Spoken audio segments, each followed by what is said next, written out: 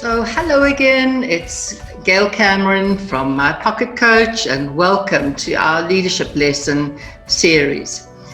It's not often that we interview a Nobel Peace Prize winner, but our leader and his team today have won the Nobel Peace Prize for 2020. A very warm welcome, Suresh Kana. Thank you very much, Gail. It's great to be here. But, it's about the organization. It's not that I've won the Peace Prize. I think it's the organization that's won the Peace Prize. But it's the collective effort of 15,000 people that have been providing food assistance around the world, in the most desperate places of the world.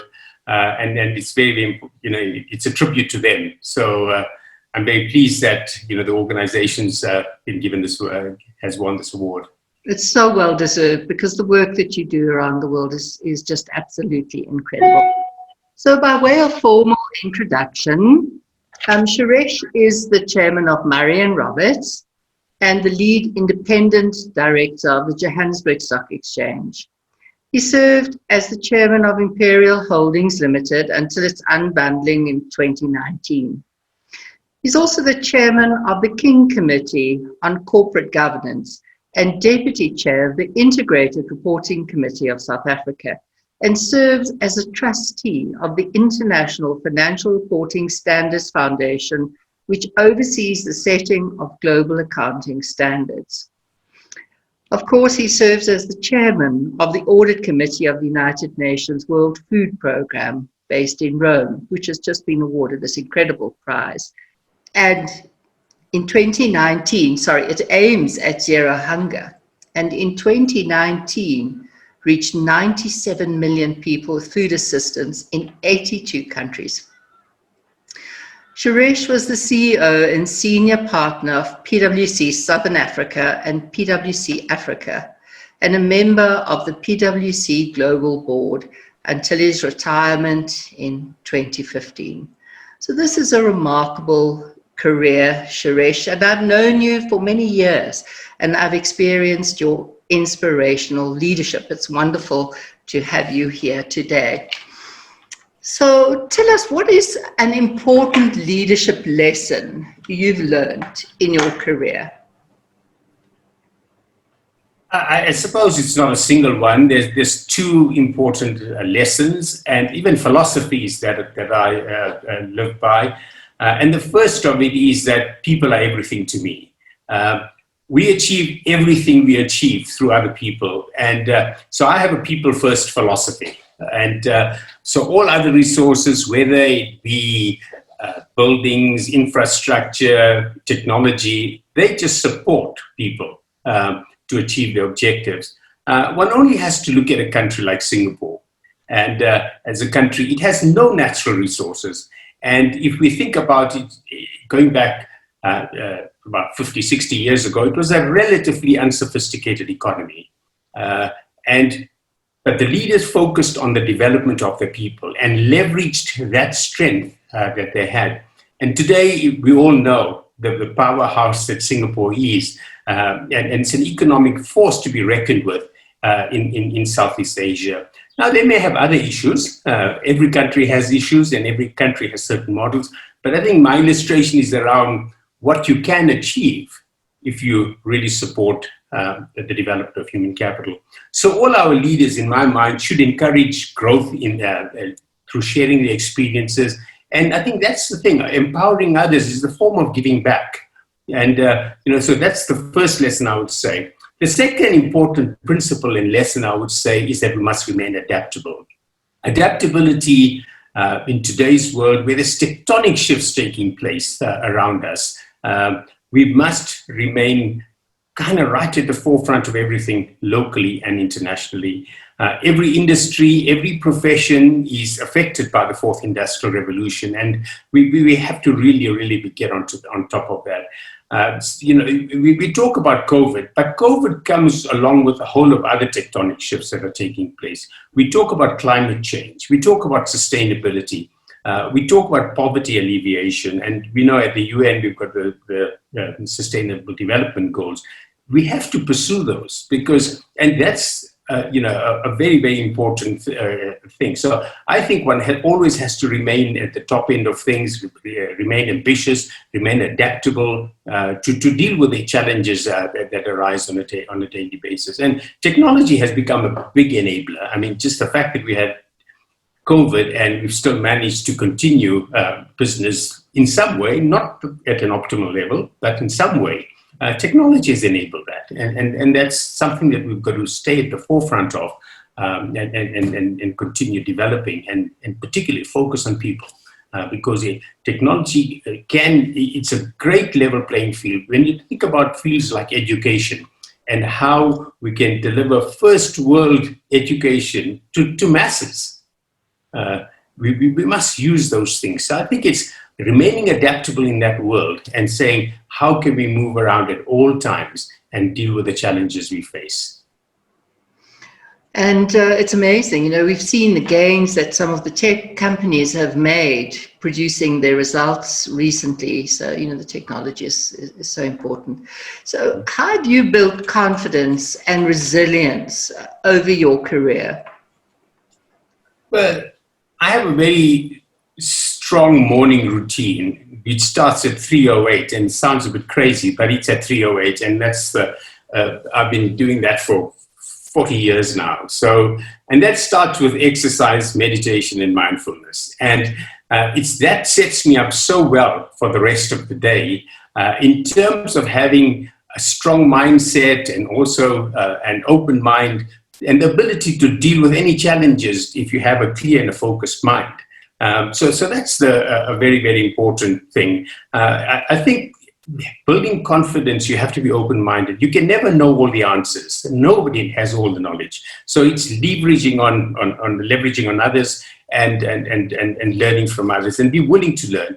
The reality is also that you will make mistakes, and every leader makes mistakes. I've made mistakes, but one has to be also careful about the kind of mistakes you make. You don't want the Chernobyl type mistakes that kind of blows out things completely. So listening carefully, and taking advice is a very, very important element of it.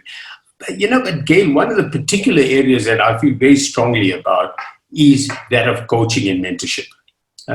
It's such a powerful tool when one gets so caught up in what you do every day, and when you speak to a coach or a mentor, they take you out of that zone because they see things from a different perspective, and they challenge you, they stretch you, and they put you into some very uncomfortable positions sometimes, but you learn from that. And I found that from my personal experience, and it's daunting initially, but it's really the best thing to build confidence. Find somebody that's a good coach for you or a good mentor for you. And thank you for mentioning, your early morning routine. I have expressed that to so many clients, when I do mindfulness coaching, because you are just such a wonderful example of how you build resilience and how you can make meaning of your world, under very, very difficult circumstances. So describe a difficult time when you almost gave up, and what did you do to stay motivated? Yeah. Well, I don't want to give away any boardroom secrets, but as a leader, I'll just tell you some principles. As a leader, you must remain motivated, determined, and you've got to have a vision. And one of the key skills in that regard is to deal with all this incoming fire that keeps happening every day, and still remain resilient and true to your passion and your vision. And that's a key principle, because the challenges are going to rise every day. They're going to be of a different nature. And sometimes they're large, sometimes they're overrated, and when you look at it in hindsight. But I think it's to have that perspective at all times and say, well, I'm not going to get overtaken by this really negative thing that's happened. Then just still remain motivated, remain determined, and stay true to your vision, stay true to your passion. And I think that's what keeps you through. And how in that regard is also when you have support structures, you have to be recognizing your support structures as well, whether it's your PA, whether it's at home, whether your family. And to me, my family is very, very important. I mean, we have it's such a strong support system that no matter what happens, you can come home and I never rant. I just don't do that. But at least, my wife, my children will feel that there's something that's not right and they'll want to talk about it. It's a way of healing as well. And you come out and, the next morning when I do my 308 session again, I'm back at it. So that's how it kind of works. And how did you stay motivated during COVID? Well, I think one of the things is, again, it's the same principle that, if you remain still, you remain calm at all times, you can deal with anything. It's like the scenery changes every time, but, you as an individual must not change. And that's the kind of constant that you've got to remain at all times. So remaining motivated, I suppose, still continuing to do my normal routine at 3:08, get to my desk at the time, be ready for meetings, be 5 minutes ahead of meeting always, just to say hello to everyone. It's those kind of things that you just say you remain motivated. And that's kind of still, and keeping in touch. I think the toughest thing that I found during the COVID is the personal contact. That's the hardest thing to build through technology, because relationships are built when you look at people in the eye and can really chat to each other. And that's kind of the hardest thing. But because relationships are built not on your technical skills, they're built on how much you care for people. And people don't care how much you know until they know how much you care. So I think that's quite very, it's just that kind of thing. That's very, very, very important to me. So I think COVID, it's, as I say, it's just a different scene. I don't want to underplay it. It's had a huge impact on anyone and on everyone. It has a huge impact on the economy. It's had a huge impact. It's kind of a watershed event for the world. But having said that, one still has to remain grounded and continue to do what you can do and make your contributions. Just the example of the World Food Program. We've continued with our meetings, the delivery of the food. In fact, the needs are even greater. We've carried on working, doing what we had to do. And I think that's kind of just have to remain stable, remain grounded at all times. And I think that's the difference. And what changes do we need to be mindful of in a post-COVID world? Gail, I think, COVID, as I said, is a watershed event for the world. We've never seen something like this before. And we've never been in a world where the entire world has been in a lockdown or shutdown. But there's also lessons that have come out of it that we can learn, right? I kind of say that after this great lockdown, we're going to get the great transformation, because that's going to happen in terms of how we operate, and together with all these other things like climate change, sustainability, we've got to deal with that. And leaders have to think about how deeply, in that context, how we reposition our organizations, how we reinvent our organizations, and how we rescale to conduct the activities that we do. We are at the dawn of a new working world. The world of teleworking, if I can call it that. That's kind of what we're doing now. And it was coming. We could see that coming, because you could see technology getting better. And I think COVID accelerated it. And if you go back maybe even to the 1700s and think about the Industrial Revolution, prior to the Industrial Revolution, the working week was 80 hours a week. And since then, we've come to know a 40-hour week. But I just say, I think we're going to get even a smaller week and a shorter week now after all the automation that's taking place, the fourth industrial revolution, all the impacts of that coming through, big data, all of that kind of thing is going to hugely impact the world. I think the one thing at a very personal level is to get a balance between personal time and professional time. Schools are schools, homes are homes, offices are offices, and they all have a purpose. But when you try and integrate all of that, you can end up with some unintended kind of consequences. And I think that's where you've got to start. People have to think about how they manage themselves, cut time and make sure that, offices work is work, and, family is family as well. And you've got to try and get through it. I think that's quite an important one to me. Because at the end of the day, families are foundations of how societies succeed. If you don't have the family structure and you don't respect that family structure, and we can expect long-term negative consequences out of that. But I think it's important that family structures are very, very important structure. Very, very important. I love what you've just said. And how would you describe your leadership style, Suresh, and how has this served you? Well, firstly, Gail, I'd say I'm very collaborative. I'm very inclusive. I'm very consultative.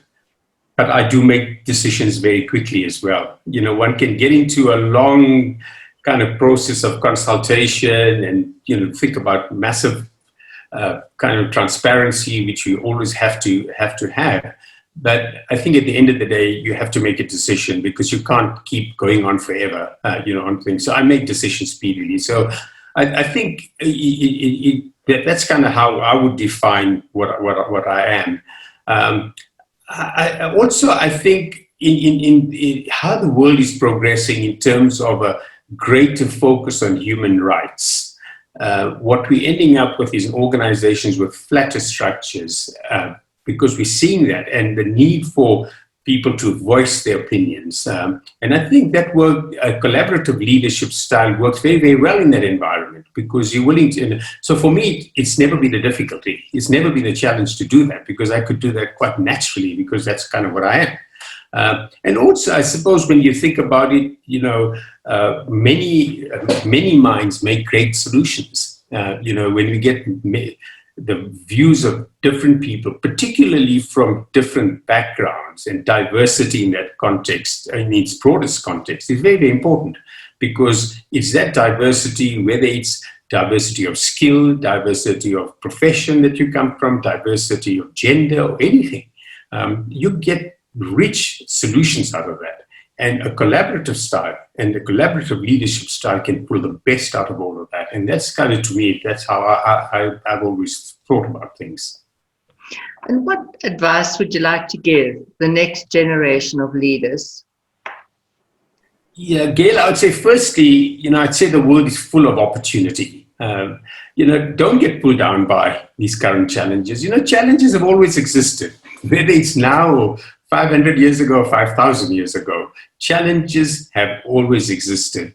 But I think and that's the role of leadership. Leadership must rise to it. And that's what makes leadership exciting as well. So we've got to rise to it, we've got to grab it and say, what can we do next? I mean, we can get very, very worried about COVID, but COVID also presents great opportunities to transform, get things more efficient, deal with a lot of the social issues that we have to deal with. I mean, some of the findings that have come out and the learnings that have come out of COVID, for example, on the education front, is really, very powerful that we can get education across through to a wider group of people. And the education, those are bedrocks of society. When you really can get people educated and get them to think at a different level. So I think that's very important. And there's that old saying that tough times don't last, tough people do. That's kind of just what it is. I think one of the advice points that I have around for next generation leaders is a strong ethics base. I think, if you don't have ethics, you have nothing. We've just seen, as soon as one talks about ethics, one thinks about corruption as to what's happening. And you can just see the position that not only our country is, every country where there's been corruption, what's happened to the poor. Because corruption is just another tax on the poor. So we've got to get, leaders must have a strong ethics base. And I mean, I don't want to point out people, but we've just seen on a daily basis, we see where there's been ethical shortfalls, that what the consequences have been. And so I'd say to future leaders, that's a very, very important thing. The other thing is, I think I mentioned this a little bit earlier, is about sustainable work-life integration. You cannot just continue working or continue playing. You've got to integrate that well, be rounded, read widely, have a hobby, do other things. I take young people to Everest Base Camp. That's just my let out. in addition to everything else that I do. And then I think, my advice also to next generation leaders is be careful of consumerism. I think our planet is in danger. And, whatever we can do to save it, we must do so. Live on less and just think about the future. And that's what I would say. I just believe the future is extremely bright. And as a human race, we have so much of control and power over what we can control. So there's a lot. We shouldn't be daunted by any of these challenges. I don't want to undermine COVID. I know it has a huge impact, but we have to rise above our challenges. And then I'm sure we will. In 5 years' time or 7 years' time, we'll be saying, "Oh well, that was a tough time, but we come out of it." In 2008, when the global financial crisis took place, I mean, the world was like doom and gloom, but we've come out of it. So I would just say the world is a very exciting place, it's a promising place, lots of opportunity, and lots of opportunity and lots of things that leaders can do. Thank you so much, Suresh, for those wonderful words of wisdom. And again, well done to you and your team for receiving that award, but also the incredibly important work that you do. Thank you so much and take care. Good. Thank you very much, Gail. Thank you.